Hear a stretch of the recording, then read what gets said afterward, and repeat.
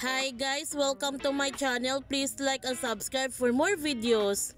Nagulat si Lynette nung nasa street si RJ kanina, kaya nagtanong siya kay Annalyn kung bakit nandoon ang kanyang ama.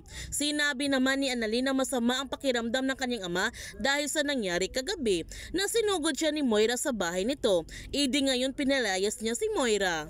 Habang kumakain ng masasarap na pagkain sina Aling Susan at Diyosa sa kalenderya, nasa likuran naman nila si Moira na pinapanood silang kumakain. Noong nakita ni Moira ang wallet ni Aling Susan, agad niya itong kinuha at tumakbo siya ng mabilis. Ngunit hinabol naman siya nila Aling Susan at Diyosa.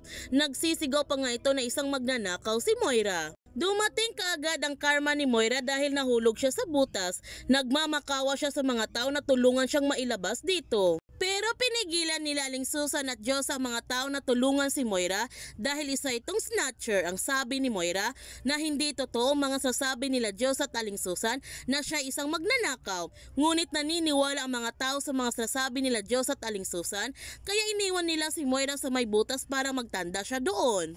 Gayon pa man, hinahanap ni Zoe ang kanyang ina para tulungan niya ito. Ngunit sinabihan siya ni RJ na pabayaan na lamang ang kanyang ina kung nasaan na ito ngayon.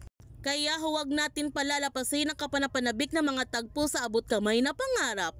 Kung bago ka pa channel ko, don't forget to like, subscribe, and click notification bell para palagi kang updated sa mga videos upload ko. Thank you for watching and God bless everyone!